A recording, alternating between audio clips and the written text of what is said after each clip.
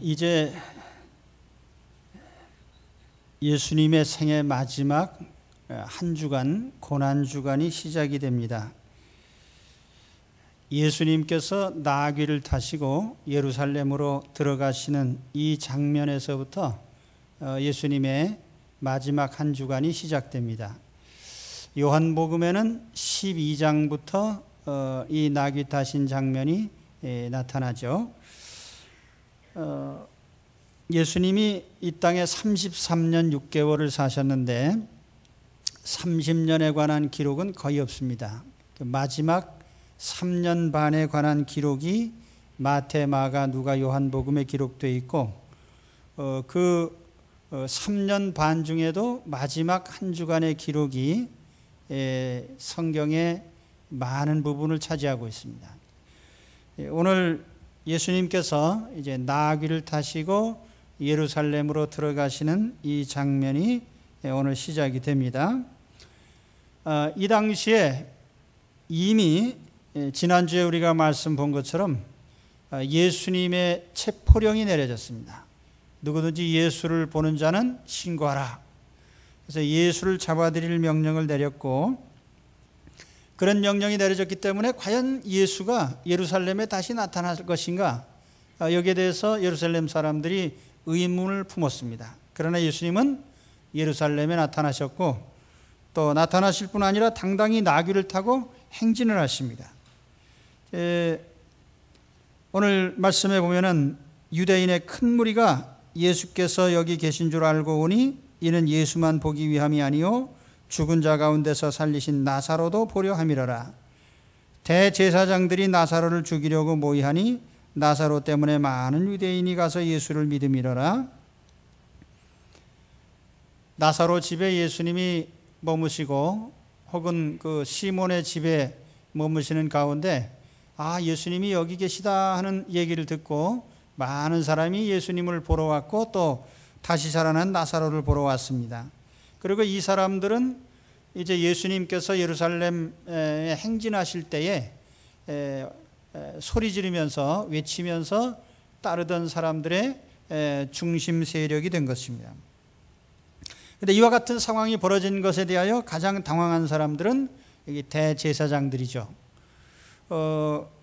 이 대제사장들이 유독 앞장서서 예수님의 이런 등장을 염려하고 또 반대한 것은 이유가 있습니다.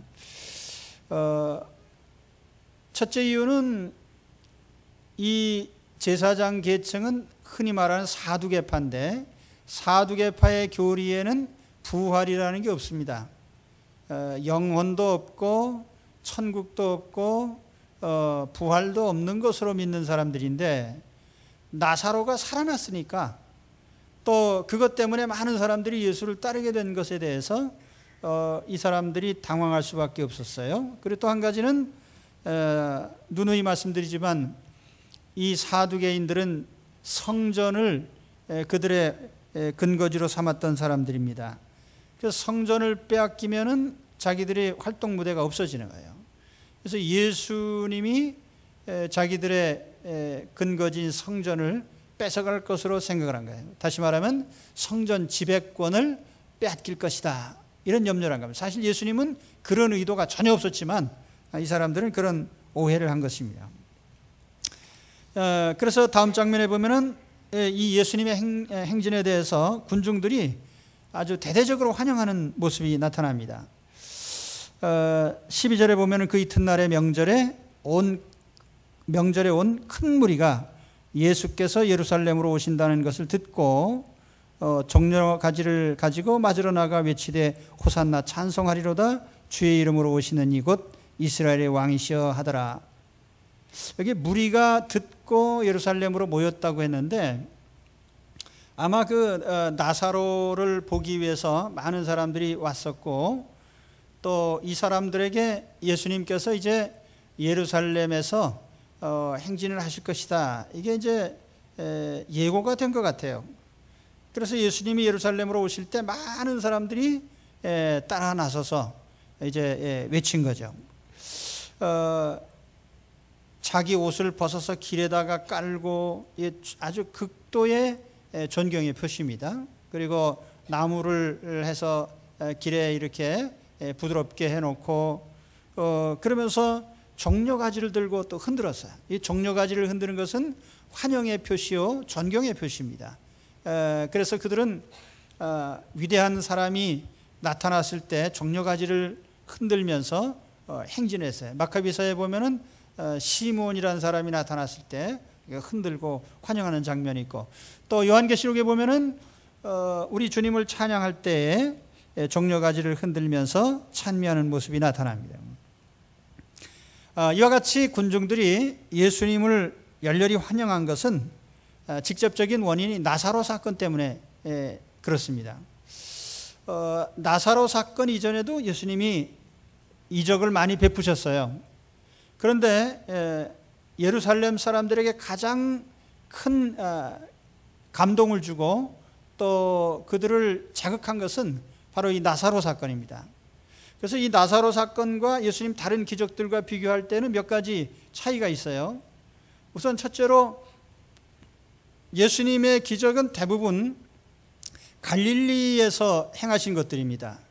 그런데 이 나사로 사건은 예루살렘에서 일어난 일이에요. 그러니까 예루살렘에 있던 사람들이 이제 직접적으로 예수님의 기적을 듣게 된 것입니다. 그래서 그들이 어떤 영향을 받은 것이고, 또 하나는 이 유월절에 모인 무리들 중에 상당수는 먼 이방에서 온 사람들이에요. 그리고 이 사람들은 메시아 왕국이 세워지는, 다시 말하면 이스라엘 왕국이 다시 세워지면 자기들도 돌아와서 참여하리라는 기대를 갖고 있었기 때문에 바로 그 예수님이 나사로 사건을 통해서 알려졌을 때 이분이 메시아다 하는 이것을 그들이 느끼고 또 열렬히 환영한 것입니다.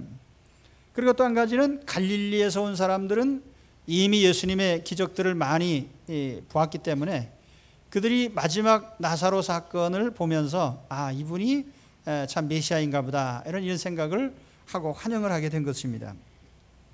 그래서 이들이 외친 구호가 뭐냐면 호산나예요. 호산나.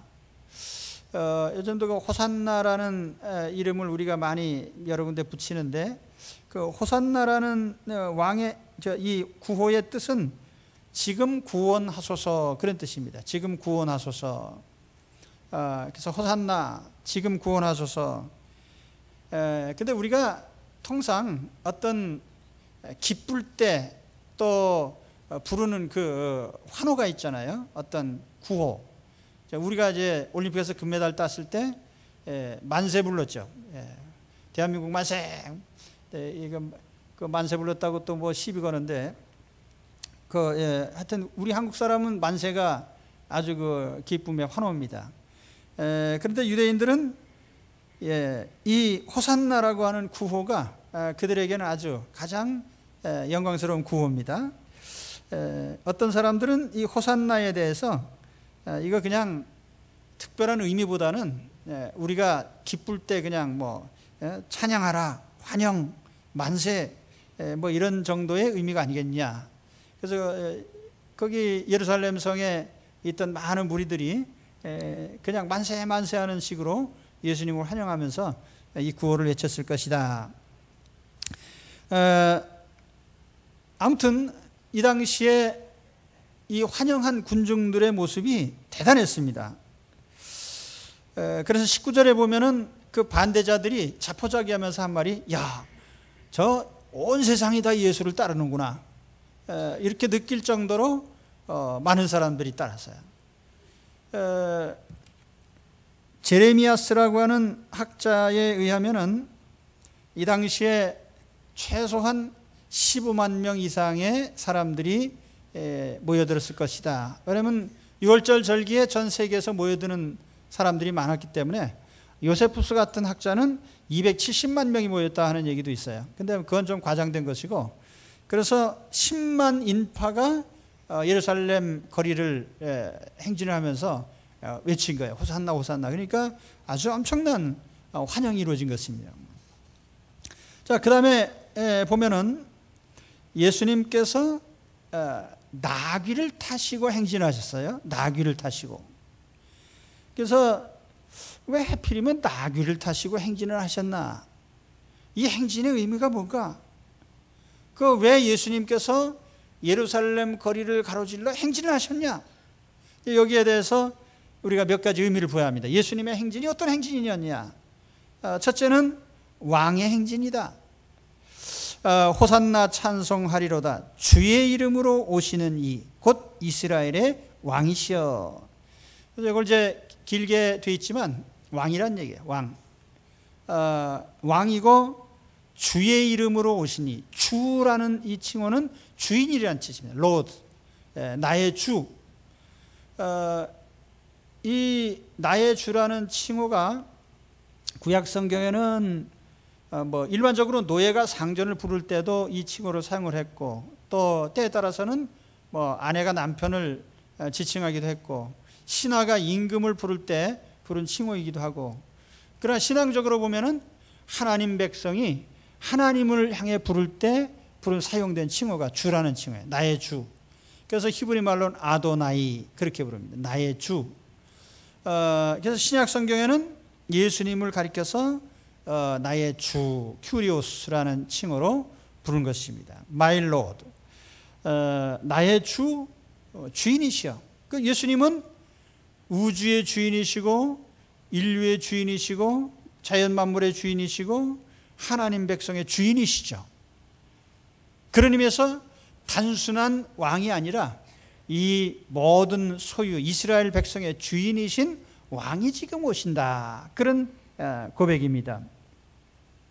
그러나 사실 이 예수님이 나귀 타고 가신 모습을 이게 왕이라고 보기는 조금 좀 그렇습니다. 스페인의 라만차라는 곳에 돈키호테의 그 동상이 있습니다. 그런데 그 돈키호테 동상이 우선 그 삐쩍 마른 모습에 비루먹은 말 타고 그리고 헛간에서 꺼낸 전투 그 뭡니까 갑옷인가 그거 걸치고 아주 웃기는 모습이에요. 근데 사실 돈키호테하고 나귀 타신 예수님하고 비교할 때 어떤 게 더 우스울까 생각해 보면은 돈키호테보다 훨씬 더 이게 우습지 않나. 왜냐면 대개 그 왕들이 행진을 하면 말을 탑니다. 그 말은 아주 키가 크고 덩치가 커가지고 그 말잔등에 딱 올라앉아 있으면 위압감을 느껴요. 그런데 이 나귀는 뭐냐? 여러분 당나귀 보셨어요? 쫄랑쫄랑 이렇게 다니는 당나귀. 그 당나귀는 키가 작아요. 그래서 키 큰 사람이 키가 한 2m 되는 사람이 타면 발이 끌립니다. 그 작은 당나귀인데 오늘 말씀 보면 나귀도 또 새끼 나귀예요. 사람이 한 번도 안 타본 거. 그 나귀 새끼를 타고 이렇게 가시는데 임금님이네 이렇게 생각하기는 참 곤란하단 말이에요. 왕이면은 큰 말을 타고 높은 자리에서 참 그래도 안장도 근사하고 이런 걸 타실 텐데 안장도 없는 당나귀 새끼를 타고 이렇게 가시는데 이거 왕의 행진이냐? 그렇지만 왕은 왕이다. 예수님은 왕이십니다. 그래서 비록 예수님이 허름한 옷을 입고 가난한 집에 목수의 아들로 계시고 또 예수님께서 그 생애에 많은 시간을 노숙을 하셨단 말이에요. 들에서 산에서 이슬 맞으면서 주무시고 그렇다고 해서 왕이 어디로 가냐? 예수님은 왕이시라는 거예요. 예수님을 보고 귀신이 놀라 쫓겨가는 겁니다. 예수님의 이름만 들어도 귀신이 쫓겨가요. 그러니까 여러분 예수님 이름만 부르면 귀신이 쫓겨갑니다. 내가 예수님 이름을 의지할 때 귀신이 쫓겨가요. 예수님의 명령에 풍랑도 잔잔해져요. 아무 생명이 없는 저 자연까지도 예수님 명령을 듣습니다. 예수님은 창조주시고 자연 만물의 왕이시고 인간 세상의 왕이시고 영계의 왕이시고 천국의 왕이십니다. 그래서 예수님은 왕이세요. 여기 호산나라는 칭호를 붙였죠. 지금 구원하소서. 예수님은 우리를 구원하신 왕입니다. 마귀를 멸하고 우리를 구원하신, 또 죄의 권세를 멸하고 우리를 죄의 정죄에서 구원하신 왕이시고, 지옥의 파멸에서 구원하신 왕이시고, 예수님은 영권을 가지고 세상의 모든 권세를 가지신 왕이십니다. 그래서 나다나엘은 예수님을 만나서 고백하기를, 랍비여 당신은 하나님의 아들이시요 당신은 이스라엘의 임금이로소이다. 그런 고백을 했습니다. 오늘 우리의 입에서도 이 고백이 나와야 돼요. 예수님 나의 왕이십니다. 따라합시다. 예수님 나의 왕이십니다. 예, 이 고백이 우리에게 있어야 돼요. 이스라엘의 왕으로 오시는 이여, 주여 나에게 왕으로 오시옵소서. 주님은 나의 왕이십니다. 그래서 주님은 왕의 행진이란 말이에요.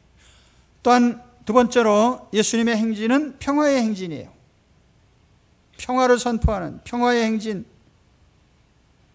이 나귀가 의미하는 바가 뭐냐? 나귀가 평화의 상징이라는 거예요. 그러니까 전쟁터에 나가는 사람은 나귀 타고 안 나갑니다. 말 타고 나가죠. 그래서 나귀는 누가 타느냐면 주로 무슨 장사하는 사람들이나 제사장이나 평화로운 목적에 이용되는 게 막이에요. 물건을 운반하고 이런 일들, 사람을 좋은 일에 태우는 거예요. 싸우러 나갈 때는 말 타고 가요. 그런데 예수님은 나귀를 타고 오신 게 뭐냐? 바로 평화의 왕으로 오셨습니다. 그죠?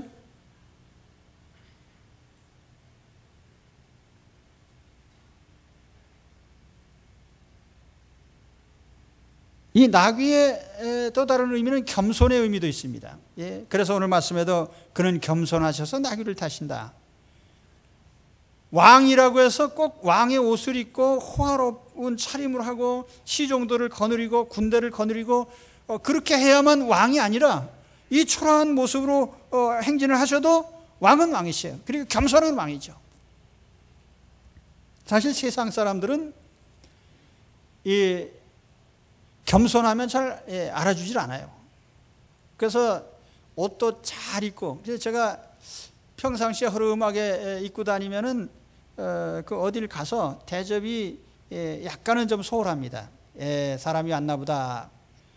조금 넥타이라도 매고 반듯하게 가면은 또 약간은 또 대우가 달라요. 그래서 이렇게 그렇다고 해서 매일같이 내가 이런 차림으로 다니면서 대접받기 위해서 그럴 필요가 있을까?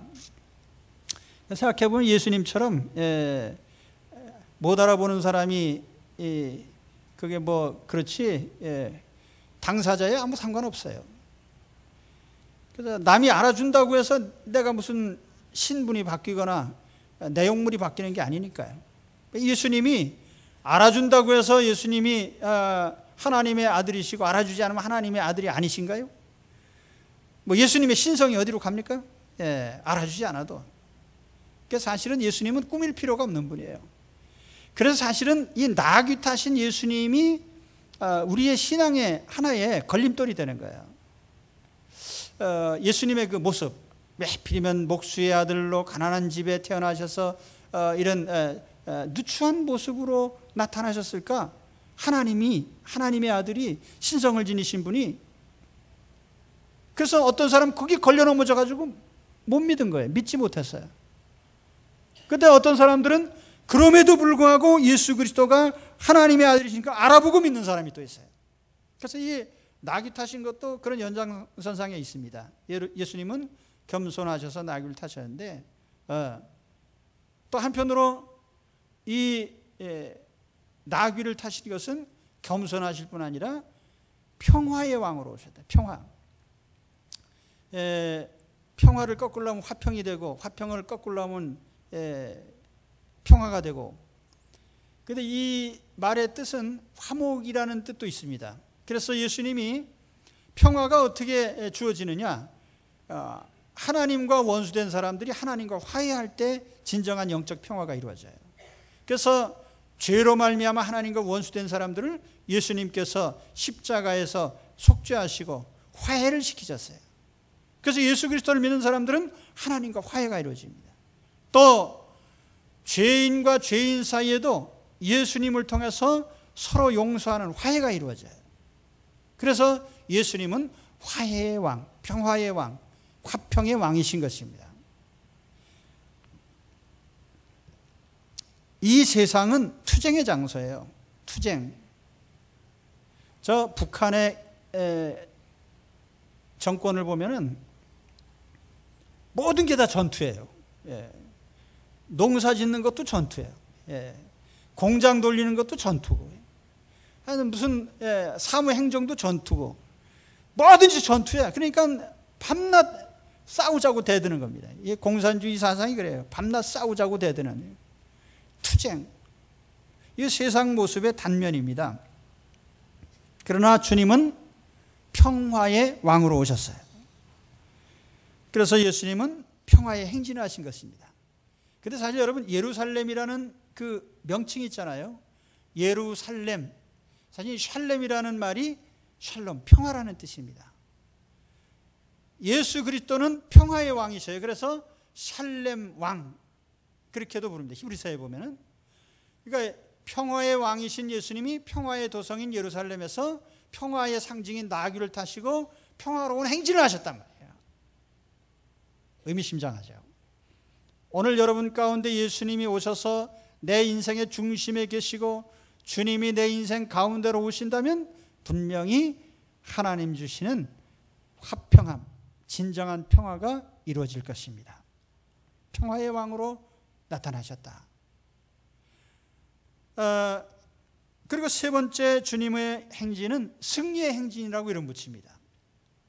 승리의 행진. 이것도 사실은 좀 납득하기 힘든 면이 있어요. 왜냐하면 이 행진하시고 나서 닷새 후에 예수님은 십자가에 못 박히셨거든요. 그러니까 이 행진은 죽으러 가는 행진이에요. 죽으러 가는 행진. 십자가에 못 박혀 죽으러 가는 행진인데 이게 어떻게 승리가 될 수 있냐. 그래도 거의 예외 없이 모든 주석가들이 다 이것을 승리의 행진이라고 그렇게 해석을 합니다. 승리의 행진, 트라이엄플 엔트리라고 합니다. 승리의 행진. 왜 승리의 행진이냐? 예수님이 십자가에서 죽으심으로 예수님이 가장 큰 승리를 거두셨기 때문에. 이건 겉으로 보면 패배인데 이면적으로 보면 승리가 되는 거예요.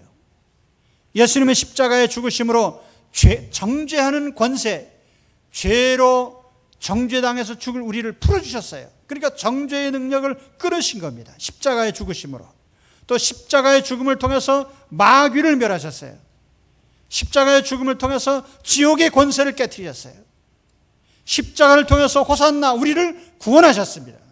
그렇기 때문에 십자가는 이거는 패배나 이것은 죽음의 상징이 아니라 십자가는 승리의 상징이라고 합니다. 그러니까 바울은 항상 자랑하기를 뭐라고 했어요?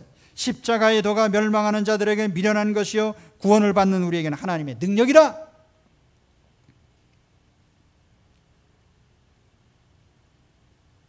우리는 사실 외적으로 싸워서 이기는 사람들이 아니에요. 어리 예수님처럼 십자가에서 죽으시고 또 나귀 타고 평화롭게 우리가 화목을 추구해도 우리는 충분히 이길 수 있습니다.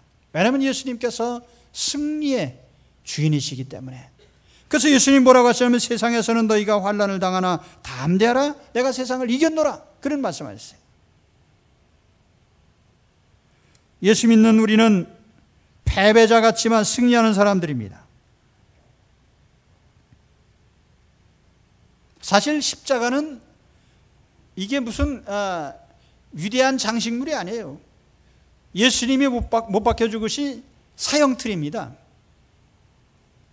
그것도 로마 제국에서는 가장 잔인한 사형틀이 십자가형이에요. 그런데 오늘 그리스도인들은 이 십자가를 하나의 상징물로 삼고 있습니다. 정탑에도 십자가, 이런 데 다 십자가예요.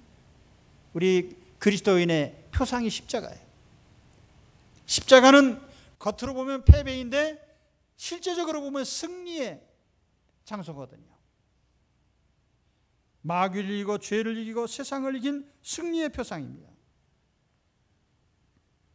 오늘 우리도 이 십자가를 믿고 의지할 때에 이 세상을 이깁니다.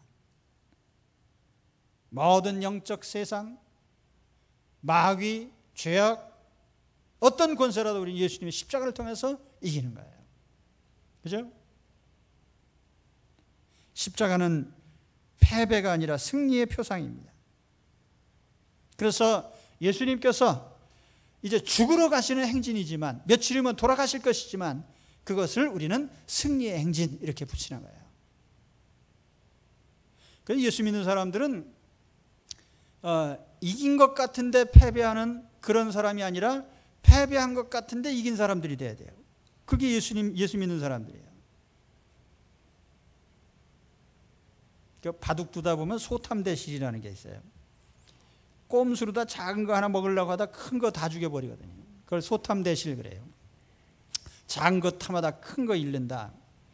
예수쟁이들은 그 삶의 원칙이 세상과 투쟁적으로 싸워서 이긴다는 생각을 갖지 말아야 돼요. 내가 진다, 양보한다, 손해본다, 내가 손실 입겠다, 그러고 해도 이기는 게 그게 그리스도인의 삶이거든요. 그렇습니까? 네.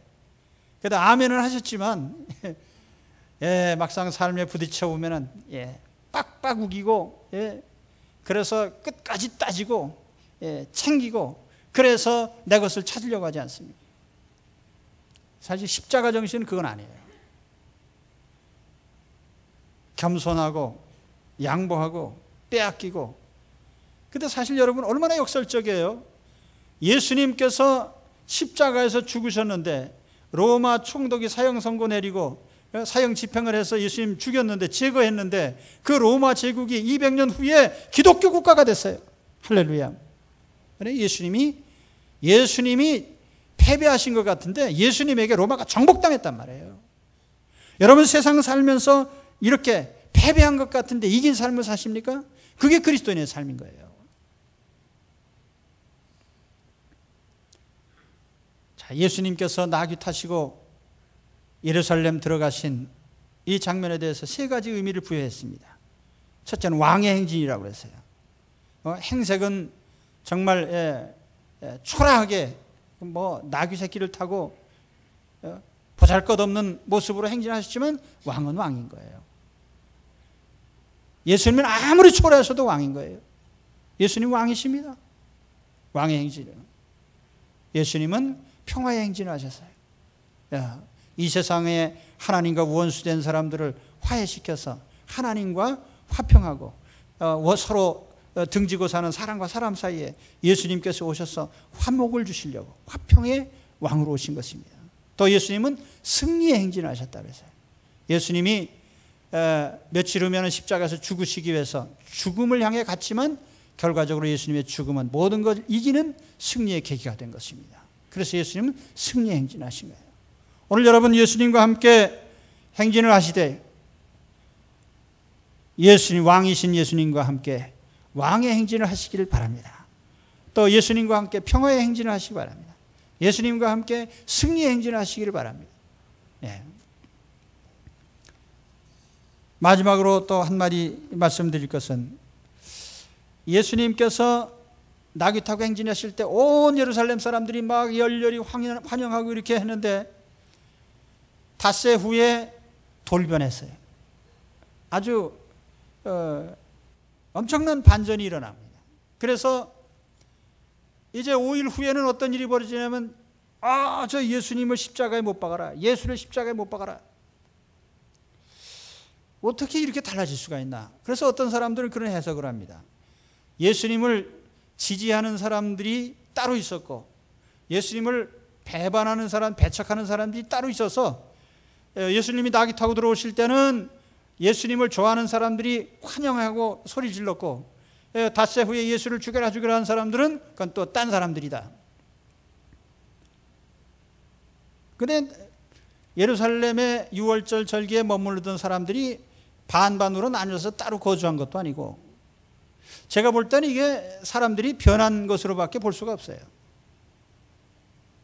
이렇게 많은 사람들이 온 세상이 다 예수를 따른다고 할 정도로 예수님을 호산나 하면서 외치던 사람들이 닷새 후에 왜 돌변해가지고 십자가에 못 박으라고 했냐. 그때 빌라도가 재판하면서 예수님을 놔주려고 하니까 예수를 십자가에 못 박으라고 하면서 밀란이 일어날까 염려한다. 그런 정도로 외쳤단 말이에요. 그러니까 사람들이 확실히 달라진 게 사실이죠. 닷새 만에 왜 이렇게 달라졌을까?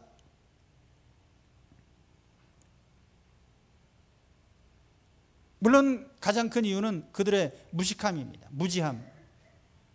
예수님을 잘못 알고 환영한 거예요. 왕으로 알긴 알았는데 어떤 왕인지 오해를 한 거예요. 야, 이제 왕이 오셨으니까 예루살렘에 궁전도 짓고 로마 정권도 쫓아내고, 예루살렘에 이제 새로운 정권이 세워지리라, 혁명이 일어나리라. 근데 웬걸 예수님께서 빌라도한테 잡혀서 맥없이 그냥 재판을 받고 있으니까 에이, 이거 아니구만. 그리고 예수님이 추구하는 왕국에 대해서도 오해를 한 겁니다. 예수님 분명히 말씀하셨어요. 내 나라는 이 세상에 속한 게 아니다. 근데 유대인들은 이제 예수님이 오셨으니까 이스라엘 왕국은 저 예수라는 사람이 왕이 되면 예루살렘에다 왕국 세울 거다. 근데 이게 아니에요.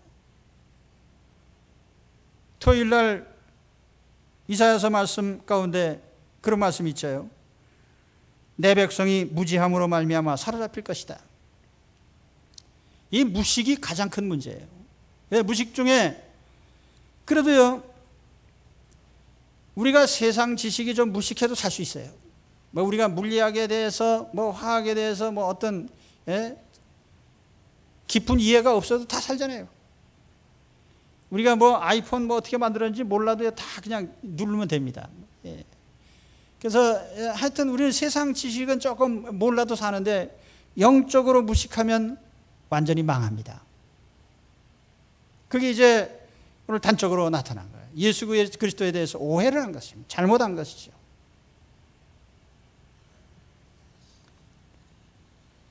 제자들도 몰랐어요. 그래서 오늘 말씀에 보면 그런 얘기가 나오잖아요. 호산나 찬송하리로다 주의 이름으로 오시는 이여 이스라엘의 왕이시여 하면서 이렇게 하니까 제자들이 멍해가지고 이게 무슨 이 사람들이 왜 이렇게 정신없이 환영하나. 근데 사실은 스가랴서에 이미 예수님이 나귀 타시고 행진하실 것이 예언이 되어 있어요. 그래서 이건 하나님이 예언하신 대로 메시아가 그대로 성취하신 겁니다. 근데 제자들은 그 당시에 이걸 몰랐단 말이에요. 왜 사람들이 소란을 떨면서 환영하는지, 왜 나귀를 타고 오시는지, 왜 호산나 외치는지 아무것도 몰랐어요. 그러다 나중에 주님께서 부활하신 이후에 그들은 이게 하나님께서 선지자를 통해서 예언하신 것이 이루어졌구나. 우리 예수님께서 구약의 예언대로 이렇게 하셨구나. 그때 알게 됐단 말이에요. 그러니까 그거를 모르는 사람들은 다 이 되어가는 일에서 알지 못한 거예요. 자, 오늘 우리는 어떻습니까? 우리는 오늘 이 말씀을 통해서 지금 듣고 있으니까 이제 여러분 새롭게 아시기 바랍니다. 예수님이 나귀 타고 오신 것이 참 이것이 왕의 행진이시고 이게 평화의 행진이시고 승리의 행진이다. 제가 말씀드렸으니까 이제는 아셔야 될 거 아니에요. 다음 주부터는요. 근데 제자들은 아무것도 몰랐단 말이에요. 그래서 예수 그리스도를 환영하기는커녕 그 환영하던 사람들이 예수님을 십자가에 못 박으라고 외치는 사람들로 돌변한 거예요. 여러분, 우리가 영적으로 확실히 알지 않고 잘못 따르면 우리는 다 배신자가 될 수 있습니다. 그렇기 때문에 예수 그리스도에서 확고부동하게 주님이 우리의 왕이시구나. 주님이 십자가에서 승리를 하셨구나. 제대로 믿고 주님을 변함없이 믿고 따르시기 바랍니다. 저는 이 말씀 보면서 그런 생각을 했어요. 만일 내가 예수님 당시에 태어나서 예루살렘에 그 예수님을 환영하는 사람들 속에 내가 있었다면 나는 어떻게 했을 건가? 나도 뭐 다른 사람들 하는 대로 했겠죠. 종려까지 흔들면서 호산나 호산나 하면서 나도 그랬을 거예요. 그러다가 5일 후에 십자가에 못 박아라 못 박아라 할 때 그때 나는 없었겠나? 예. 그때도 거기에 참석할 확률이 90%예요. 예. 여기 계신 분들이 뭐 다 별다른 분들이 아니라고요. 우리가 예수 그리스도가 누구신지를 잘 알지 못하고 믿게 될 때에 우리는 얼마든지 배신자가 된다는 얘기입니다. 그 처음 교회 나온 분들 가운데 그런 분들 많아요. 저도 처음에 교회 나오게 된 계기가 내가 무슨 이 기독교가 가장 고상하고 신령하고 그래서 교회 나온 게 아니에요. 다 죽게 생겨가지고 교회 가면은 뭐 안수기도 하면 병 고쳐준다고 해가지고 그래서 사실은 제가 교회를 나왔거든요.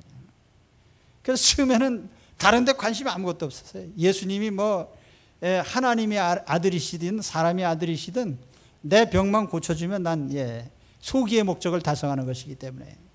그래서 부흥회 하면은 맨 앞자리에 앉아가지고 여기 앉아있다. 우리 장로님 앉아 계신 자리에 앉아있다가 이 중에 아프신 분들 나와서 안수기도를 해드리겠습니다. 그러면 후닥닥 튀어나와가지고 항상 제일 먼저, 왜냐면 앞에 앉았다 얼른 나와야 되니까요. 그래서 제가 안수를 엄청 많이 받았습니다. 병 고치려고요. 그래서 3년간 안수 받았는데 병이 안 고쳐졌어요. 하나님께서 때가 되면 고쳐주십니다. 그럼 어쨌든 내가 예수 그리스도가 누구신지에 대해서 잘 모르고 처음에는 병 고치려고 나왔단 말이에요. 근데 병이 안 고쳐지는데도 불구하고 제가 버틸 수 있었던 것이 참 감사한 일인데 그 하나님 은총이죠. 어떤 사람은 예수 믿었는데 그 주간에 집에 불이 나가지고 도로 안 믿은 사람이 있어요. 내가 교회 갔는데 불났다 이거예요. 그 우리가 사실은 물질적인 거, 육신적인 거, 이런 세상적인 그런 안목으로 예수님을 따르다 보면은 5일 사이에 다 변할 수 있어요, 여러분도. 그러니까 5일 사이에 온유할 보리밥처럼 쉬지 않으려면은, 변질이 안 되려면 어떻게 해야 되느냐? 예수님을 확실히 알고 믿어야 된단 말이에요. 그래서 오늘 여러분, 예수님을 환영하던 무리가 나중에 돌변했지만 끝까지 예수님을 환영하고 예수님을 믿고 의지하며 따라가면서 예수님과 함께 승리하시는, 그 승리의 삶에 참여하시는 여러분들이 되시길 주의 이름으로 축원합니다. 기도하겠습니다.